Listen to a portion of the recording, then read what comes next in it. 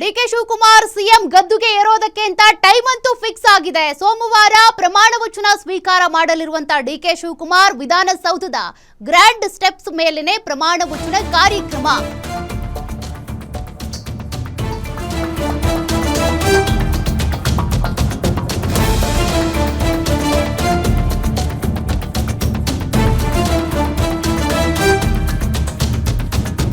ಪ್ರಮಾಣ ವಚನ ಸಮಾರಂಭಕ್ಕೆ ಸಿದ್ಧತೆ ಮಾಡಿಕೊಳ್ಳುವಂತೆ ಅಧಿಕಾರಿಗಳಿಗೆ ಸೂಚನೆ ಕೊಡಲಾಗಿದೆ.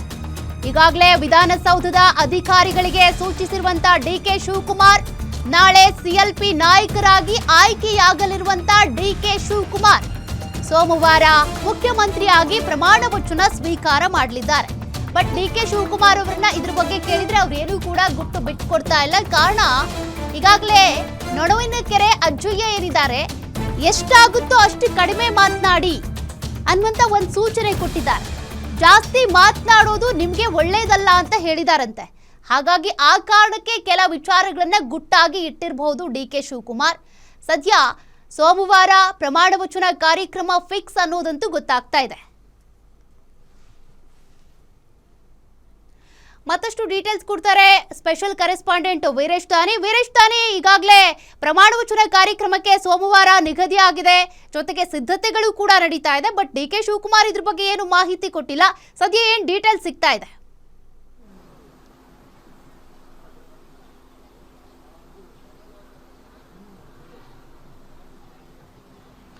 ಸೌಖ್ಯ ಡಿಕೆ ಶಿವಕುಮಾರ್ ಅವರ ಪ್ರಯತ್ನಕ್ಕೆ ಪ್ರತಿಫಲ ಸಿಕ್ಕಿರುವಂತದ್ದು. ಡಿಕೆ ಶಿವಕುಮಾರ್ ಅವರು ಹಲವು ವರ್ಷಗಳಿಂದ ಕಾಯ್ತಾ ಇದ್ದಂತ ಶುಭ ದಿನ, ಶುಭ ಗಳಿಗೆ, ಶುಭ ಮುಹೂರ್ತ ಇದೀಗ ಕೂಡಿ ಬಂದಿರುವಂತದ್ದು.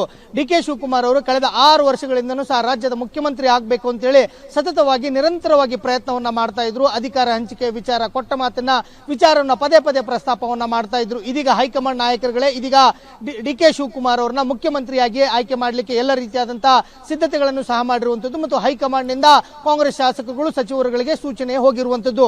ಡಿಕೆ ಶಿವಕುಮಾರ್ ಅವರು ನಾಳೆ ಶಾಸಕಾಂಗ ಪಕ್ಷದ ಸಭೆಯಲ್ಲಿ ಶಾಸಕಾಂಗ ಪಕ್ಷದ ನಾಯಕನಾಗಿ ಹೊರಹೊಮ್ಮುತ್ತಾರೆ. ಹೈಕಮಾಂಡ್ ನಾಯಕರುಗಳು ಶಾಸಕಾಂಗ ಪಕ್ಷದ ನಾಯಕನಾಗಿ ಡಿಕೆ ಶಿವಕುಮಾರ್ ಅವರನ್ನ ಆಯ್ಕೆ ಮಾಡಲಾಗಿದೆ. ಅವರೇ ಮುಂದಿನ ಮುಖ್ಯಮಂತ್ರಿ ಅಂತ ಹೇಳಿ ರಾಜ್ಯ ಕಾಂಗ್ರೆಸ್ ಉಸ್ತುವಾರಿಯಾಗಿರ್ತಕ್ಕಂಥ ರಣದೀಪ್ ಸಿಂಗ್ ಸುರ್ಜೇವಾಲಾ ಮತ್ತು ಎಐಸಿಸಿಯ ಕಾರ್ಯದರ್ಶಿ ಕೆಸಿ ವೇಣುಗೋಪಾಲ್ ಇವರಿಬ್ಬರ ಪೈಕಿ ಒಬ್ಬರು ಶಾಸಕಾಂಗ ಪಕ್ಷದ ನಾಯಕನ ಆಯ್ಕೆಯ ವಿಚಾರವನ್ನ ಅವರು ಘೋಷಣೆ ಮಾಡ್ತಾರೆ. ಇದಾದ ಬಳಿಕ ಡಿಕೆ ಶಿವಕುಮಾರ್ ಅವರು ಸೋಮವಾರ ವಿಧಾನಸೌಧದ ಗ್ರ್ಯಾಂಡ್ ಸ್ಟೆಪ್ ಮುಂಭಾಗದಲ್ಲಿ ಈಗಾಗಲೇ ಪ್ರಮಾಣ ವಚನವನ್ನು ಸ್ವೀಕಾರ ಮಾಡಲಿಕ್ಕೆ ಎಲ್ಲ ರೀತಿಯಾದಂತಹ ಸಿದ್ಧತೆಗಳನ್ನ ಮಾಡಿಕೊಳ್ಳಲಿಕ್ಕೆ ವಿಧಾನಸಭೆಯ ಡಿಪಿಐಆರ್ ಇಲಾಖೆಯ ಅಧಿಕಾರಿಗಳಿಗೆ ಸೂಚನೆ ಹೋಗಿರುವಂತದ್ದು. ಹೀಗಾಗಿ ಡಿಕೆ ಶಿವಕುಮಾರ್ ಅವರು ಈ ಮೊದಲಿಗೆ ಲೋಕಭವನದಲ್ಲಿ ಮುಖ್ಯಮಂತ್ರಿಯಾಗಿ ಪ್ರಮಾಣ ವಚನವನ್ನು ಸ್ವೀಕಾರ ಮಾಡ್ತಾರೆ ಅನ್ನೊಂದು ಮಾಹಿತಿ ಇತ್ತು. ಆದರೆ ಲೋಕಭವನದಲ್ಲಿ ಸಾಕಷ್ಟು ಸಂಖ್ಯೆಯಲ್ಲಿ, ಸಾವಿರಾರು ಸಂಖ್ಯೆಯಲ್ಲಿ ಅವರ ಕಾರ್ಯಕರ್ತರು, ಅಭಿಮಾನಿಗಳಿಗೆ ಸೇರ್ಲಿಕ್ಕೆ ಒಂದು ಸ್ಥಳದ ಕೊರತೆ ಆಗುವಂತದ್ದು. ಹೀಗಾಗಿ ಡಿಕೆ ಶಿವಕುಮಾರ್ ಅವರ ಸಹೋದರ ಮತ್ತು ಅವರ ಇಡೀ ಕುಟುಂಬ ಮತ್ತು ಅವರ ಆಪ್ತ ಬಳಗದ ಎಲ್ಲರ ಕನಸು ಮತ್ತು ಆಶಯ ಆಗಿರುವಂತದ್ದು ಡಿಕೆ ಶಿವಕುಮಾರ್ ಅವರು ವಿಧಾನಸೌಧದ ಪೂರ್ವ ಭಾಗದ ಗ್ರ್ಯಾಂಡ್ ಸ್ಟೆಪ್ ಮುಂಭಾಗದಲ್ಲೇ ಪ್ರಮಾಣ ವಚನವನ್ನು ಸ್ವೀಕಾರ ಮಾಡಬೇಕು ಅನ್ನೋ ಒಂದು ಆಶೆಯನ್ನು ಹೊಂದಿರುವ ಹಿನ್ನೆಲೆಯಲ್ಲಿ ವಿಧಾನಸೌಧದ ಗ್ರ್ಯಾಂಡ್ ಸ್ಟೆಪ್ ನ ಮುಂದೆನೆ ಡಿಕೆ ಶಿವಕುಮಾರ್ ಅವರು ಪ್ರಮಾಣ ವಚನವನ್ನು ಸ್ವೀಕಾರ ಮಾಡ್ತಾರೆ. ಸೋಮವಾರ ದಿನ ಡಿಕೆ ಶಿವಕುಮಾರ್ ಅವರಿಗೆ ಶುಭ ಸೋಮವಾರ ಆಗ್ತಾ ಇರುವಂತದ್ದು. ಸೋಮವಾರದಿಂದ ಅವರು ಮುಖ್ಯಮಂತ್ರಿಯಾಗಿ ಪ್ರಮಾಣ ವಚನವನ್ನು ಸ್ವೀಕಾರ ಮಾಡಲಿಕ್ಕೆ ಮುಂದಾಗ್ತಾ ಇದ್ದಾರೆ. ಹೀಗಾಗಿ ಸೋಮವಾರ ಡಿಕೆ ಶಿವಕುಮಾರ್ ಅವರ ಶುಭ ದಿನ ಆರಂಭವಾಗ್ತಾ ಇರುವಂತದ್ದು. ಸೌಖ್ಯ. Okay, thank you Veeresh ಡೀಟೇಲ್ಸ್ಗೆ.